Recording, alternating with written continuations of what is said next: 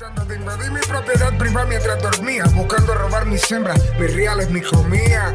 Maldito sea el hombre que confía en otro hombre. La época que ha corrido en los últimos 150 años. Lo han llamado la época o la era de las revoluciones. Y no sin razón. Si uno se pone a mirar el panorama del mundo en esos siglo y medio, 2 siglos últimos, el rasgo característico y cada vez más característico ha sido el fenómeno revolucionario. Y en realidad es un fenómeno reciente. En la Edad Media, en la época del Renacimiento y en la Antigüedad no hubo revoluciones en el sentido de lo que hoy llamamos así. Probablemente el primer fenómeno de ese tipo que se dio en Europa se dio en el siglo XVII en Inglaterra, cuando los puritanos se insurreccionaron bajo el comando de Cromwell, derrotaron al rey Carlos I de Inglaterra, lo juzgaron y lo condenaron a muerte y terminó momentáneamente la monarquía en Inglaterra. De modo que esto revistió los aspectos de una revolución. En todo caso, fue tal vez el primer fenómeno de esa magnitud y esa amplitud que correspondía a ese. Sin embargo, uno puede pensar que esa revolución tuvo un alcance limitado. Luego viene a fines del siglo XVIII un gran fenómeno revolucionario, que se transformó en la revolución, en el modelo, en el epítome, en la suma de ese fenómeno para el mundo entero, por varias razones. Primero, porque fue muy espectacular. En segundo lugar, porque se concentró en un lapso de tiempo breve y fue como una inmensa parábola que se cumplió en un lapso que escasamente cubría 7, 8 años, que fue la Revolución Francesa. El fenómeno de la Revolución Francesa vino a constituirse pues en el modelo, en la muestra, en el caso ejemplar de lo que es el fenómeno revolucionario. ¿Qué ocurrió con la Revolución Francesa? Ocurrió, como todos sabemos, un fenómeno conocido, que se inició un proceso de cambio dentro de la situación de lo que los franceses llaman el antiguo régimen. Se convocaron unos estados generales, que era una especie de parlamento del antiguo régimen, y esos estados generales degeneraron muy pronto en una asamblea revolucionaria. Esa asamblea atacó a fondo las instituciones del viejo régimen, trató de crear un régimen más liberal, y desde luego ellos estaban inspirados por 3 principios que para ellos eran fundamentales: libertad, igualdad y fraternidad. Es decir, ellos querían que todos los hombres fueran libres, ellos querían que todos los hombres fueran iguales, y ellos querían que todos los hombres estuvieran unidos por un sentimiento de hermandad, de lo que llamaban ellos en su lenguaje de la época la filantropía, el amor del hombre. Estos 3 ideales fueron el motor que movió la Revolución Francesa, pero esa revolución rápidamente trazó una parábola muy curiosa. Comenzó moderadamente, por lo que parecía que era un paso hacia un gobierno de monarquía constitucional en Francia, pero pronto se desbordó. El fenómeno revolucionario tiene una especie de dinámica propia y precisamente en ese caso se ha estudiado ese fenómeno como típico del movimiento revolucionario. Los moderados fueron desplazados por los extremistas. Se desembocó entonces en lo que se llamó el reino del terror, que fue un momento en que los revolucionarios se autodevoraron. La revolución se comió a sus hijos.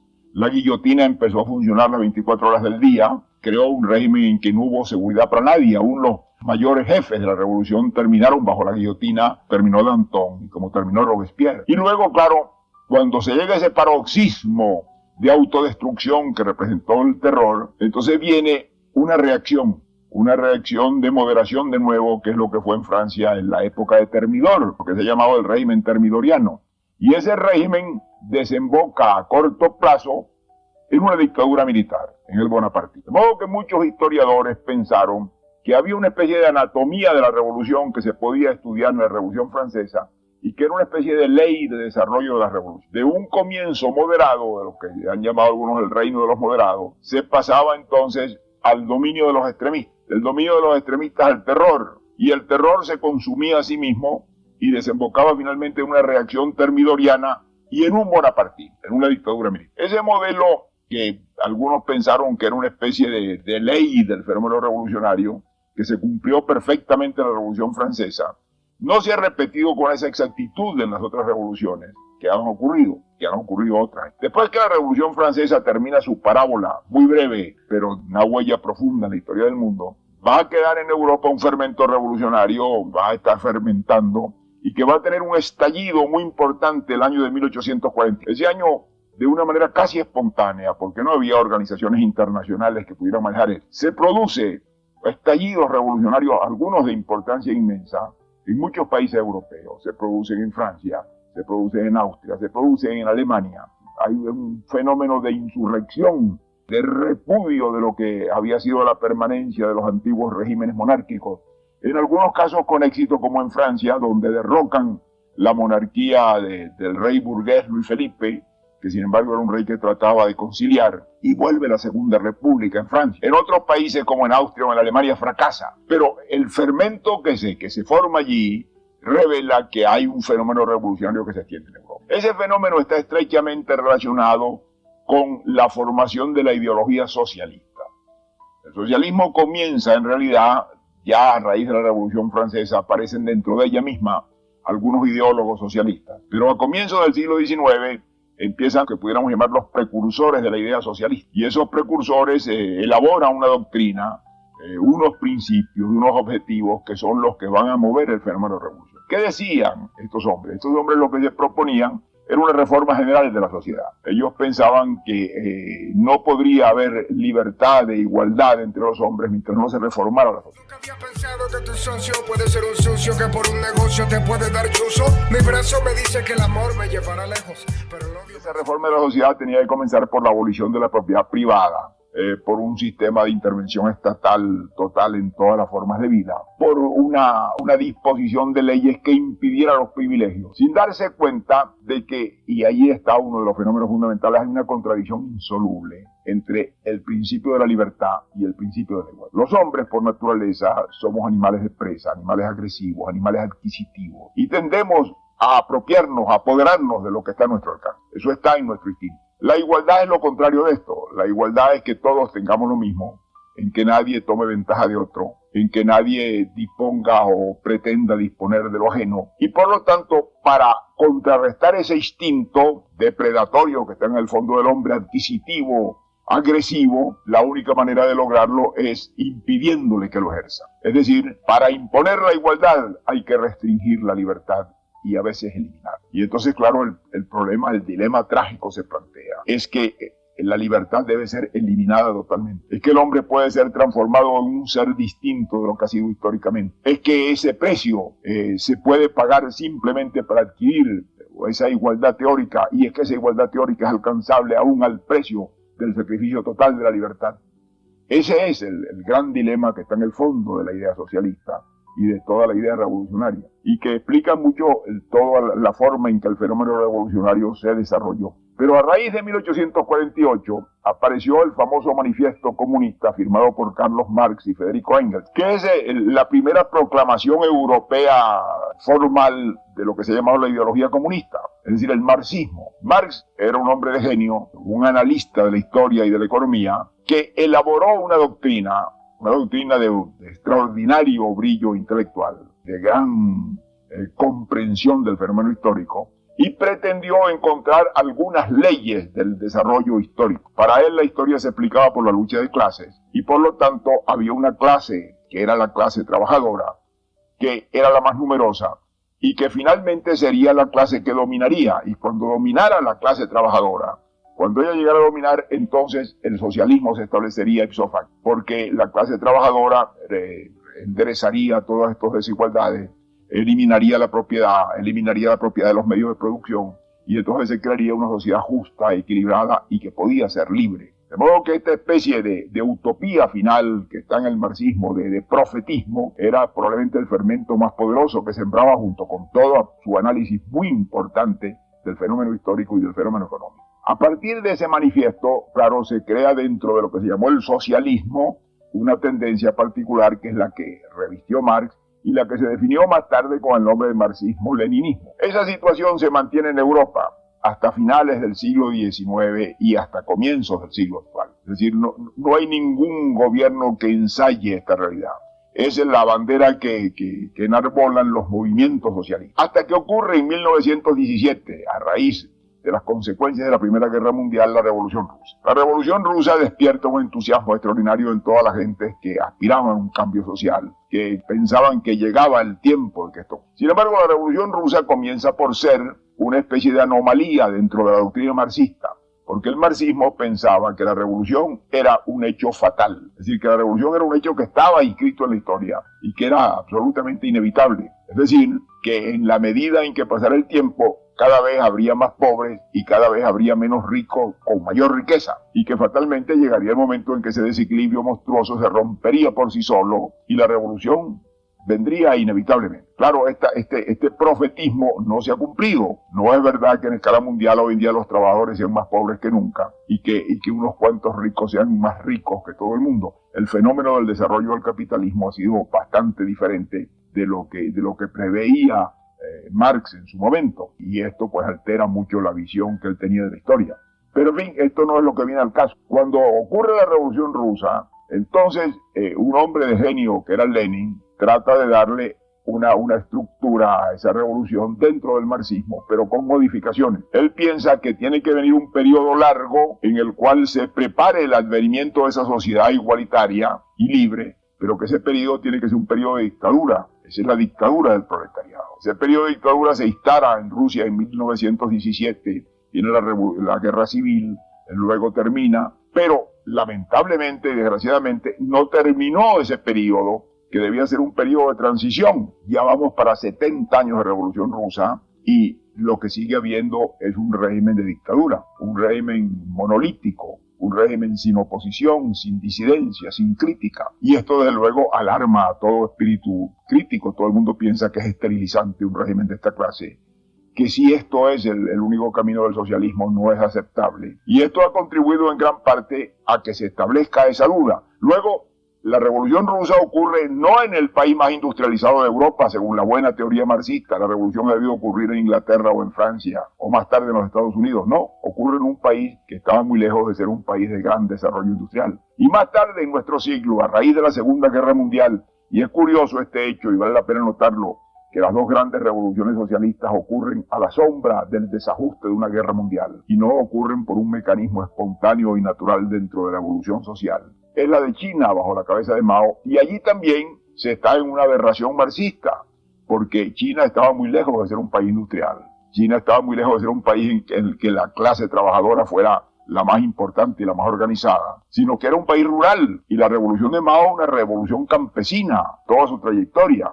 De modo que esto también introduce una herejía dentro de la visión de que era la doctrina. Y el resultado es igualmente parecido al de la Unión Soviética, es decir, se estructura una dictadura en nombre del proletariado, en nombre del campesinado, que no sufre alteración, que es monolítica, que no tolera ni permite oposición, ni crítica, ni ninguna revisión dentro de ella. Esta situación de la idea revolucionaria es la que viene a ocurrir en los últimos años. Ha habido una creciente actitud de crítica frente a lo que pudiéramos llamar el modelo revolucionario. ¿Cuál es el modelo revolucionario? Hubo un tiempo en que ese modelo era indudablemente el modelo francés en el siglo pasado. Ese modelo desapareció porque luego eso es lo que llamaron los socialistas la revolución burguesa. Luego surge el modelo soviético. Ese modelo fue poderosísimo y constituyó una especie de ideal para los movimientos revolucionarios de Europa y del mundo durante muchísimos años, hasta que ocurrieron los sucesos de Hungría, de Polonia, la revelación de los campos de concentración. Y todo esto trajo como consecuencia una reacción de la inteligencia europea y mundial frente al fenómeno revolucionario como modelo. Y pensaron que entonces que el modelo soviético no era un modelo, que la revolución tenía que ser otra cosa, que el socialismo había que buscarlo por otros medios. Y todo esto explica toda esta larga etapa que ha vivido el pensamiento político occidental en los últimos 25 años, que ha sido una actitud de crítica, una actitud de reexamen, una actitud de replanteamiento. Y el mejor reflejo de esto está en los partidos socialistas europeos y del mundo entero, y en los desmembramientos que ha ocurrido dentro de lo que antes era la unidad de la fidelidad al modelo soviético. ¿Qué significa todo esto a estas alturas en que estamos en el mundo? Significa muchas cosas, y es importante que los hombres que nos preocupamos por el presente y por el venir del mundo lo veamos con claridad. Significa que ha muerto la idea revolucionaria. No ha muerto ni puede morir. Puede que hayan muerto algunas formas de ella, porque sería tanto como decir que el hombre ha renunciado a progresar, a cambiar, a innovar. Y eso está en su naturaleza. No podría pensarse que la humanidad llegue a un punto en el cual renuncia a toda innovación, en el cual renuncia a todo cambio, en el cual acepte con entera sumisión y alegría el statu quo existente en ningún lugar y en ningún sitio. El fermento de la historia humana, el motor de la historia humana ha sido precisamente la búsqueda de mejoras, la búsqueda de cambio, la crítica de lo existente. De eso es que ha surgido todo el progreso que la humanidad conoce y todo el movimiento histórico. De modo que sería indeseable que se mineralizara en algún sentido, bajo cualquier forma, el progreso social y político del hombre. Lo que ha cambiado, claro está, no es esa idea de cambio. Hoy en día existen partidos socialistas muy poderosos en el mundo. Existen incluso recientemente partidos como en Francia, partidos socialistas que han conquistado el poder con un gran apoyo popular. Lo que ha faltado y lo que hoy en día existe en el mundo como crisis es la ausencia del modelo socialista. No hay modelo social. Si uno le preguntara a los socialistas franceses que acaban de conquistar el poder hoy en día, ¿cuál es el modelo que ellos siguen? Contestarían ipso facto y lo han dicho públicamente, ninguno. Para nosotros no es válido ninguno de los modelos de socialismo existentes. Nosotros vamos a construir un socialismo que corresponda a la sociedad francesa, que mantenga las libertades que el pueblo francés ha defendido tan caramente y a lo cual está tan identificado, que mantenga la oposición, el derecho a la disidencia, de modo pues que se aparta completamente de los modelos que pudiéramos llamar del bloque soviético. Al mismo tiempo, tampoco se parece a los gobiernos socialistas que se han dado en algunos países europeos. De modo que el socialismo hoy en día en el mundo no tiene una unidad conceptual y muchísimo menos una unidad de modelo. No hay un tipo de socialismo que uno pueda decir es ese el que se va a aplicar. La mayor parte de ellos proclaman la conservación de la libertad, la conservación del derecho a la oposición, la conservación del derecho a la disidencia. Sostienen que eso que se obtuvo por la llamada revolución burguesa, es decir, la conquista de las libertades individuales, eso no debe tocarse, eso debe mantenerse. Al mismo tiempo pretenden una reforma profunda de la sociedad, que a veces puede ser contradictoria. Es decir, ellos buscan un acomodo entre las dos ideas antagónicas, la idea de libertad por una parte y la idea de igualdad por otra.